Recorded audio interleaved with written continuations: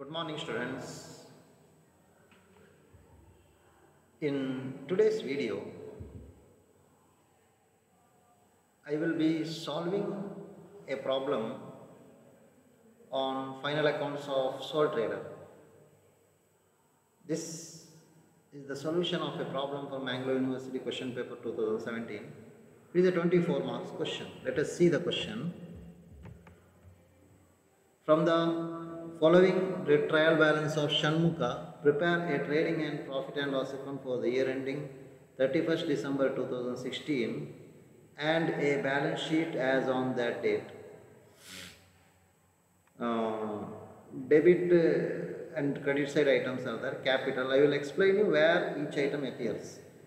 Capital, it should be shown on the liability side of the balance sheet.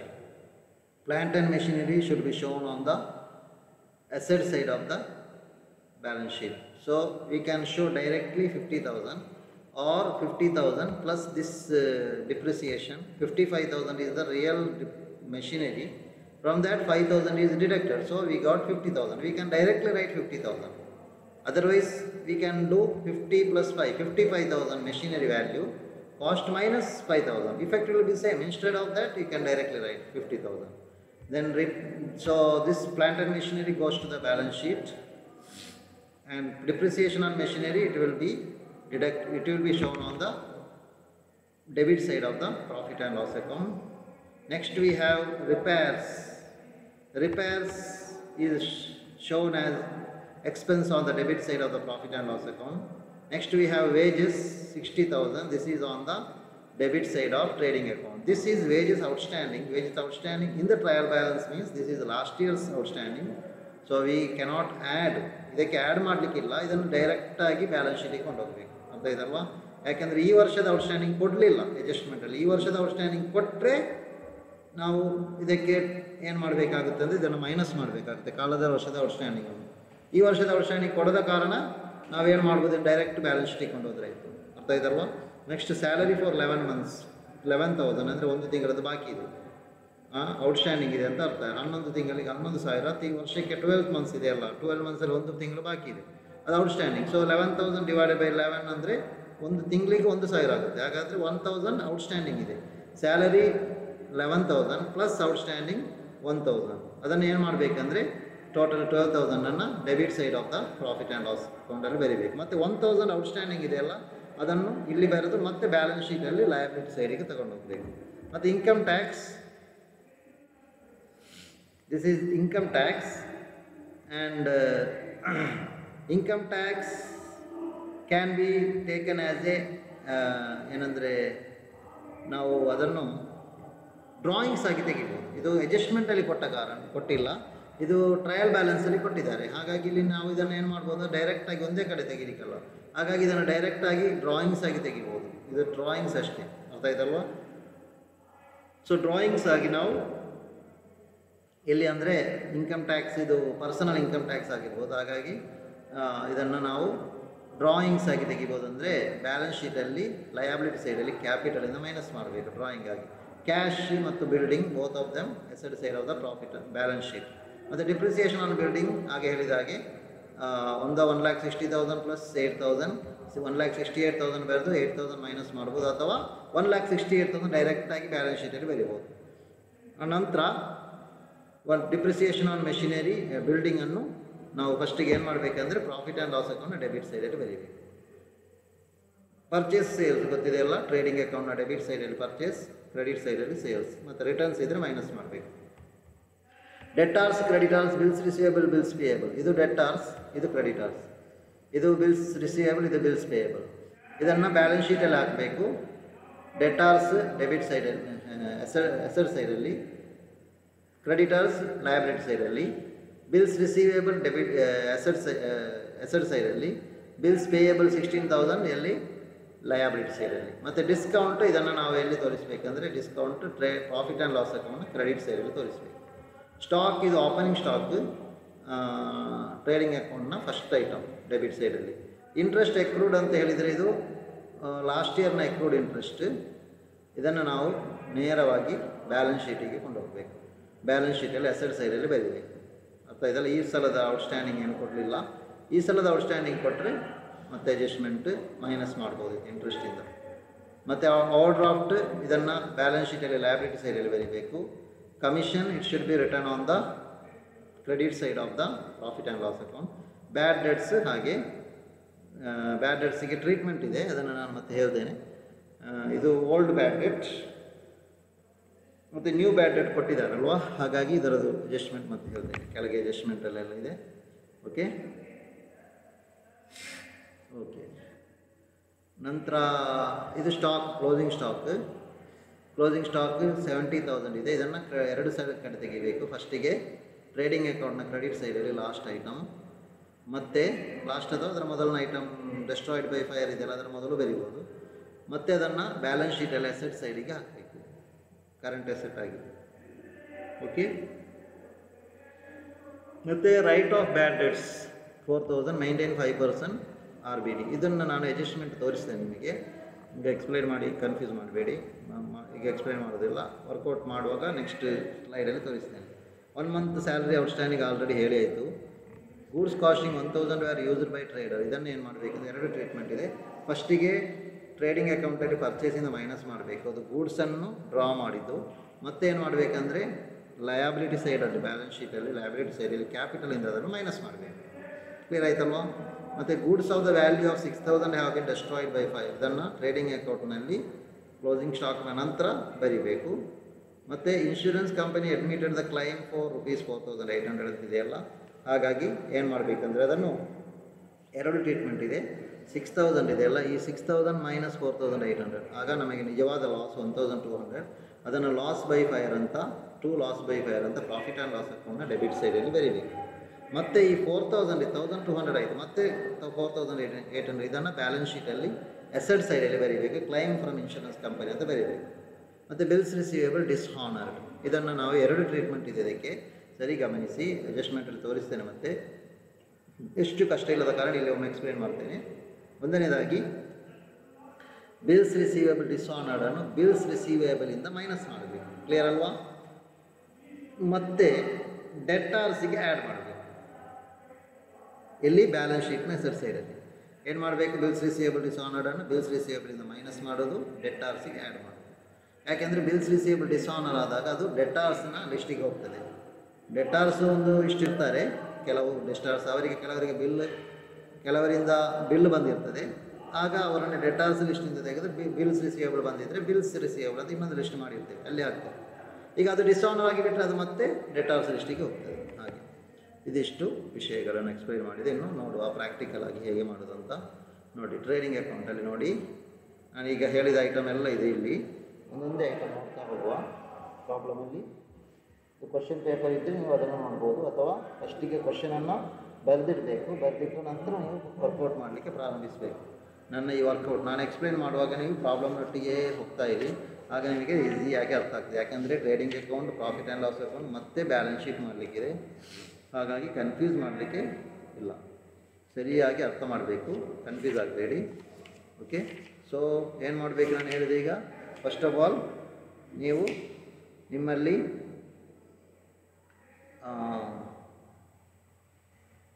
Problem ಇರಬೇಕು. Question bank ಇದ್ದರೆ question bank, ಇಲ್ಲಾಂದರೆ ಬರೆದು ತಗೊಳ್ಬೇಕು. ಈ ಕ್ವಶನನ್ನು, ಈಗ ಕೊಟ್ಟ ಕ್ವಶನ್ ಇದೆಯಲ್ಲ ಇದನ್ನು ಬರೆದು ತಗೊಳ್ಳಿ. ಈಗ ಎಕ್ಸ್ಪ್ಲೈನ್ ಮಾಡಿದ ಪಾಯಿಂಟ್ ನೋಟ್ ಮಾಡಿಡಿ, ಮತ್ತು ಇಲ್ಲಿಗೆ ಬನ್ನಿ. ಈಗ ನೋಡಿ ಪ್ರಾಬ್ಲಮ್ ನೋಡ್ತಾ ಹೋಗುವ.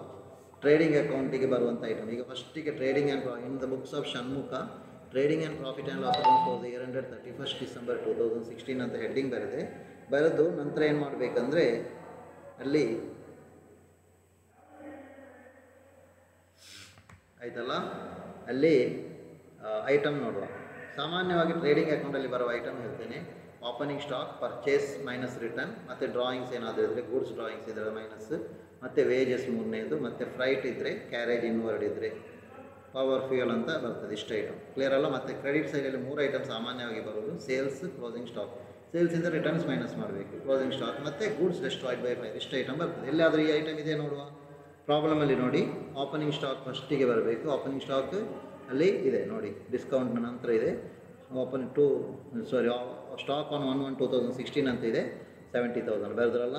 ಮತ್ತು ಪರ್ಚೇಸ್ ನಂತರ ನೋಡಬೇಕು ಎಲ್ಲಿದೆ ಅಂತ. ಪರ್ಚೇಸ್ ಇದೆ ಅಂತ ನೋಡಿ, ಕೊನೆಗೆ ನೋಡಿ ಫಸ್ಟ್ ಸ್ಲೈಡಲ್ಲಿ ಕೊನೆಗೆ ಇದೆ. ಕ್ವಶನ್ ಬ್ಯಾಂಕ್ನಲ್ಲಿ ಫಸ್ಟ್ ಪೇಜಲ್ಲಿದೆ. ಪರ್ಚೇಸಸ್ ರುಪೀಸ್ 3 lakh ಅಂತ ಇದೆ, ಬರೆಯಿರಿ. ಮತ್ತು ಪ್ರಾಬ್ಲಮಲ್ಲಿ ಹುಡುಕಿಬೇಕಾದ್ರೆ ಟ್ರೇಡಿಂಗ್ ರಿಟರ್ನ್ಸ್ ಇಲ್ಲ, ಆಯಿತು. ಮತ್ತು ಅಡ್ಜಸ್ಟ್ಮೆಂಟಲ್ಲಿ ನೋಡಿ, ಅಡ್ಜಸ್ಟ್ಮೆಂಟಲ್ಲಿ 4ನೇ ಅಡ್ಜಸ್ಟ್ಮೆಂಟ್ ನೋಡಿ, goods costing 1000 were used by trader ಅಂತ ಇದೆ. ಅದನ್ನು ಇಲ್ಲಿ goods used by the trader ಅಂದರೆ ಡ್ರಾಯಿಂಗ್ಸ್, ಅದು goods drawings used by the trader ಅಂದರೆ goods used by the trader ಅಂತ ಅರ್ಥ ಇದಲ್ವಾ. ಅದನ್ನು ನಾನು ಇಲ್ಲಿ ಬರೆದಿದ್ದೇನೆ 3000. ಇಲ್ಲಿ ಬೇಕಾದರೆ ಗೂಡ್ಸ್ ಅಂತ ಆ್ಯಡ್ ಮಾಡ್ಬೋದು. Goods used by the trader 3000, ಆಗ 299, 2,99,000 ಅಲ್ಲ, 2,97,000 ಬರುತ್ತೆ. ಸರಿಯಲ್ಲ?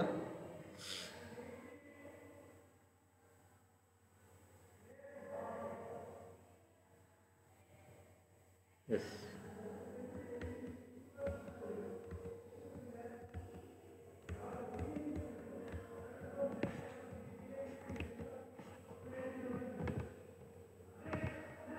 $2,03,000 ಅಲ್ವಾ, ಅದು 1000 ಗೂಡ್ಸ್ ಕಾಸ್ಟಿಂಗ್. ಸರಿ, ಕರೆಕ್ಟ್.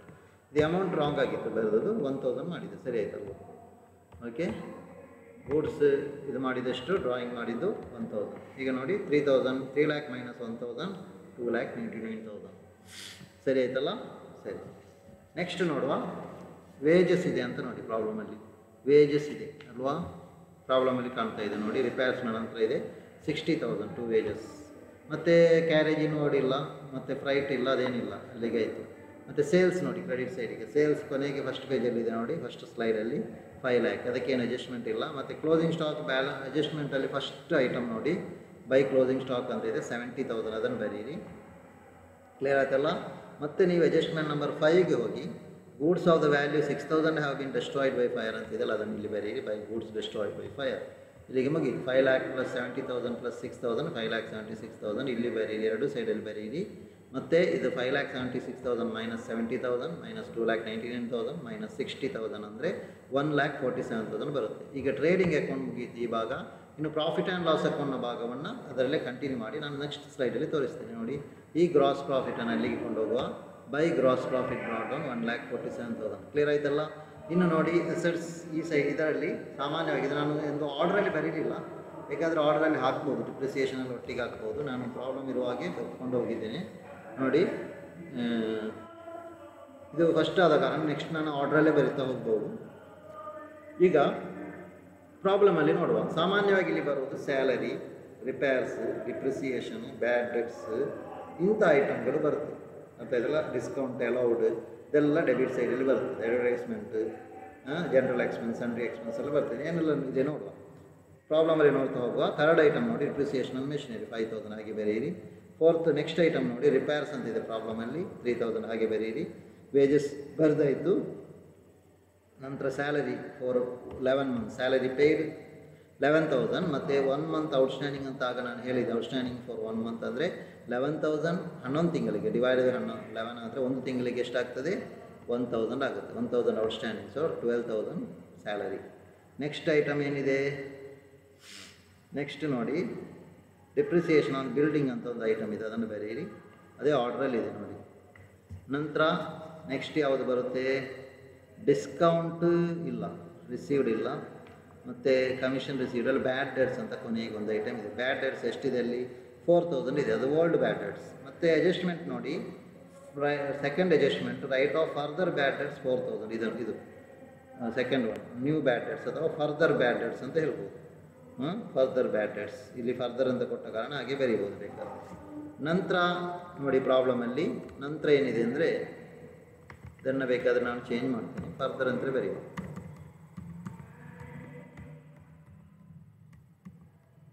ಕನ್ಫ್ಯೂಸ್ ಮಾಡ್ತೀವಿ, ಅದಕ್ಕೆ ಬೇಕಾಗಿ ಚೇಂಜ್ ಮಾಡಿದಷ್ಟೇ. ಫರ್ದರ್ ಬ್ಯಾಡ್ ಡೆಟ್ಸ್ ಕ್ಲಿಯರ್ ಆಯ್ತಲ್ಲ ಈಗ ನೋಡಿ.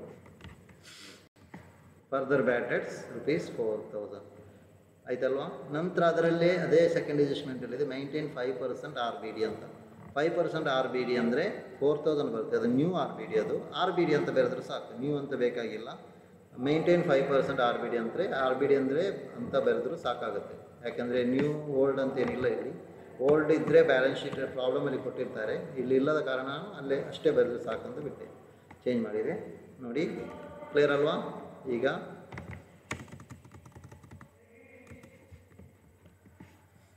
4000 ಆರ್ ಬಿ ಡಿ. ಹೇಗೆ 4000 ಆಗುತ್ತೆ ಅಂದರೆ, ಇಲ್ಲಿ ವರ್ಕಿಂಗ್ ನೋಟ್ ನಾನು ತೋರಿಸ್ತೇನೆ ಈಗ, ನಂತರ ಇಲ್ಲಿಗೆ ಬರ್ತೇನೆ.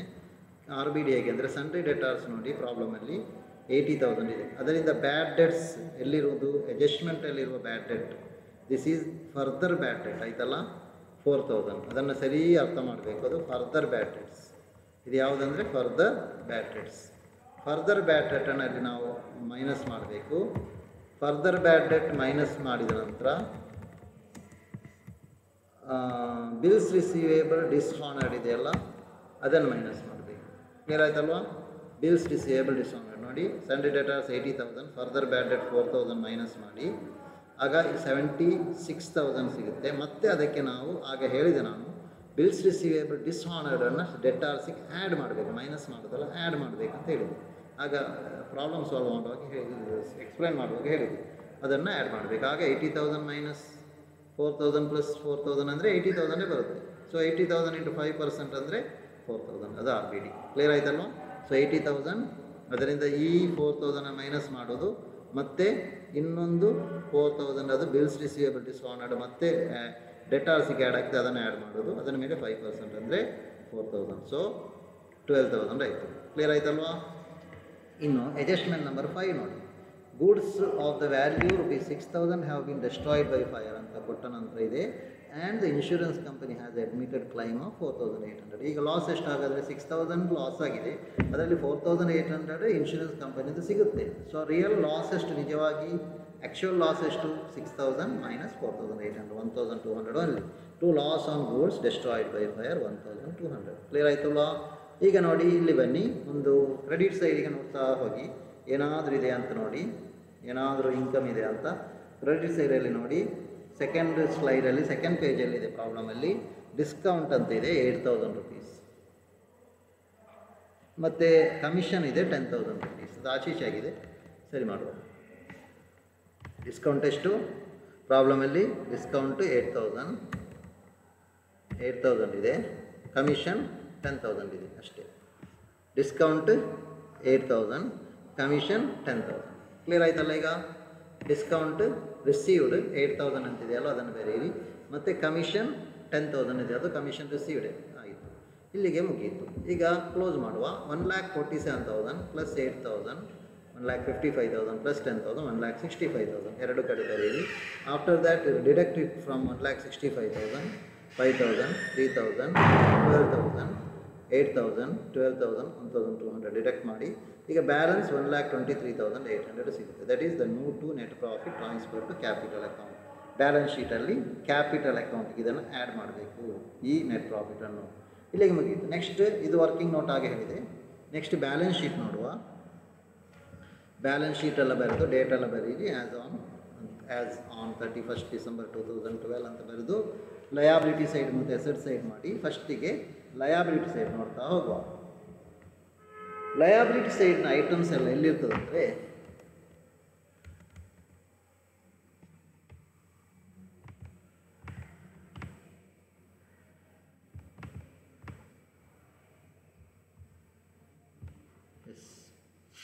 ಲಯಾಬಿಲಿಟಿ ಸೈಡ್ನ ಐಟಮ್ ಇದೆಯಲ್ಲ, ಅದೆಲ್ಲ ಎಲ್ಲಿರ್ತದೆ ಅಂದರೆ ಟ್ರಯಲ್ ಬ್ಯಾಲೆನ್ಸ್ನ ಲಯಾಬಿಲಿಟಿ ಸೈಡ್ ಅಂದರೆ credit side of the trial balance. Trial ಬ್ಯಾಲೆನ್ಸ್ನ ಕ್ರೆಡಿಟ್ ಸೈಡ್ ನೋಡಿ. ಫಸ್ಟ್ ಐಟಮ್ ಕ್ಯಾಪಿಟಲ್ ಇದೆ 2 lakh ಬರೀ. ಈಗ ನೀವು ಕಂಡುಹಿಡಿದಂಥ ನೆಟ್ ಪ್ರಾಫಿಟ್ ಇದೆಯಲ್ಲ, ಅದನ್ನು ಇಲ್ಲಿಗೆ ಆ್ಯಡ್ ಮಾಡಿ. 1,23,800, 3,23,800 ಆಯಿತು. ದೆನ್ ಡ್ರಾಯಿಂಗ್ಸ್ ಅಂತ 2 ಐಟಮ್ ಇದೆ. ಒಂದು ಅಡ್ಜಸ್ಟ್ಮೆಂಟಲ್ಲಿ fourth item, goods costing 1,000 was destroyed, used by the trader. So goods used by the trader 1,000 minus ಮಾಡಿ. ಇನ್ನೊಂದು ಡ್ರಾಯಿಂಗ್ಸ್ ಇದೆ ಪ್ರಾಬ್ಲಮಲ್ಲಿ ನೋಡಿ. ಸ್ಯಾಲರಿ ಆದ ನಂತರ ಇನ್ಕಮ್ ಟ್ಯಾಕ್ಸ್ ಅಂತ ಇದೆ, ಆಗ ಹೇಳಿದೆ ಇನ್ಕಮ್ ಟ್ಯಾಕ್ಸ್ ಇದು ಡ್ರಾಯಿಂಗ್ಸ್. ಇನ್ಕಮ್ ಟ್ಯಾಕ್ಸ್ ಬಂದರೆ ಡ್ರಾಯಿಂಗ್ಸ್ ಆಗಿ ಅದನ್ನು ಪರಿಗಣಿಸಬೇಕು. ಓಕೆ, 2,000. ಹಾಗಾಗಿ 3,23,800 ಮೈನಸ್ 3,000, 3,20,800 ಬಂತು. ಕ್ಲಿಯರ್ ಆಯ್ತಲ್ಲ? ಇನ್ನೂ ಏನಿದೆ ನೋಡುವ. Next wages outstanding 4,000, this will appear here. ಮತ್ತು ಡೆಟಾರ್ಸ್ ಕ್ರೆಡಿಟರ್ಸಲ್ಲಿ ಕ್ರೆಡಿಟ್ ಸೈಡಲ್ಲಿರುವುದು ಕ್ರೆಡಿಟರ್ಸ್ 45,000. ಮತ್ತು ಬಿಲ್ಸ್ ರಿಸೀವೇಬಲ್ ಬಿಲ್ಸ್ ಪೇಯೇಬಲಲ್ಲಿ ಕ್ರೆಡಿಟ್ ಸೈಡಲ್ಲಿರೋದು 16,000 ಬರೀರಿ. ಮತ್ತು ಬ್ಯಾಂಕ್ ಓವರ್ ಡ್ರಾಫ್ಟ್ ಅಂತಿದೆ, ಅದು ಬ್ಯಾಂಕ್ ಓವರ್ ಡ್ರಾಫ್ಟ್ 9,000 ಅದನ್ನು ಬರೀರಿ. ಅಲ್ಲಿಗೆ ಮುಗಿಯಿತು. ಮತ್ತು ಔಟ್ಸ್ಟ್ಯಾಂಡಿಂಗ್ ಸ್ಯಾಲರಿ ಅಡ್ಜಸ್ಟ್ಮೆಂಟ್ ನಂಬರ್ 3ಯಲ್ಲಿರುವಂಥದ್ದು ಅಥವಾ ಟ್ರಯಲ್ ಬ್ಯಾಲೆನ್ಸಲ್ಲಿ ಸ್ಯಾಲರಿ ಫಾರ್ 11,000 ಅಂತಿದೆಯಲ್ಲ, ಅದರಲ್ಲಿ 1,000 ಬ್ಯಾಲೆನ್ಸ್ ನಾವು ಆಗ ಕ್ಯಾಲ್ಕುಲೇಟ್ ಮಾಡಿದೆವು. ಅದು 11,000 ಡಿವೈಡೆಡ್ ಬೈ 11 ಅಂತ ಹೇಳುವಾಗ 1,000 ಬಂತು. ಅದಾಗ ಕ್ಯಾಲ್ಕುಲೇಟ್ರ್ ಪ್ರಾಫಿಟ್ ಆ್ಯಂಡ್ ಲಾಸ್ ಅಕೌಂಟಲ್ಲಿ ಮಾಡಿದೆವು, ಅದನ್ನು ಬರೀ. ಕ್ಲಿಯರ್ ಆಯ್ತಲ್ಲ? ಈಗ ಇನ್ನು ಎಸೆಟ್ ಸೈಡಿಗೆ ಬರುವ. ಎಸೆಟ್ ಸೈಡ್ನ ಐಟಮ್ ಎಲ್ಲ ಪ್ರಾಫಿಟ್ ಆ್ಯಂಡ್ ಟ್ರಯಲ್ ಬ್ಯಾಲೆನ್ಸ್ನ ಡೆಬಿಟ್ ಸೈಡಲ್ಲಿ ಇರುತ್ತೆ. ಒಂದೊಂದೇ ನೋಡುವ. ಪ್ಲ್ಯಾಂಟ್ ಆ್ಯಂಡ್ ಮೆಷಿನರಿ 50,000 ಹಾಗೆ ಡೈರೆಕ್ಟ್ ಬರೆಯಿರಿ. ಇದನ್ನು ಇನ್ನೊಂದು ಮೆಥಡ್ ಏನಂದರೆ, ಅಲ್ಲಿಯೇ ಡಿಪ್ರಿಸಿಯೇಷನ್ ಇದೆಯಲ್ಲ 55,000 ಅಂತ ಬರೆದು 5,000 ಮೈನಸ್ ಮಾಡಿ 50,000 ಬರಿಬೋದು ಅಥವಾ ಡೈರೆಕ್ಟ್ ಬರಿಬೋದು. ಬಿಲ್ಡಿಂಗ್ಸಿಗೂ ಹಾಗೆ ನೋಡಿ. ಬಿಲ್ಡಿಂಗ್ಸ್ ಎಷ್ಟಿದೆ? ಬಿಲ್ಡಿಂಗ್ಸ್ 1,60,000 ಇದೆ. ಕ್ಯಾಶ್ ಆದ ನಂತರ ಇದೆ, ಅದನ್ನು ಬರೀರಿ. ಮತ್ತು ಡೆಟಾರ್ಸ್ ಇದೊಂದು ಆರ್ಡ್ರಲ್ಲಿ ಬರೆದಿದ್ದೇನೆ ನಾನು. ಫಿಕ್ಸ್ಡ್ ಎಸೆಟ್ ಮತ್ತು ಫಸ್ಟ್ ಕರೆಂಟ್ ಎಸೆಟ್ ನೆಕ್ಸ್ಟ್ ಹಾಗೆ ಬರೆದಿದ್ದೇನೆ. ಡೆಟಾರ್ಸ್ 80,000 ಇದೆ ಅಲ್ವಾ? 80,000 ಸ್ವಲ್ಪ ಈ ಕಡೆ ಬಂದಿದೆ, ಅದು ಸರಿ ಮಾಡಿಕೊಡುವ. ಓಕೆ, ಡೆಟಾರ್ಸ್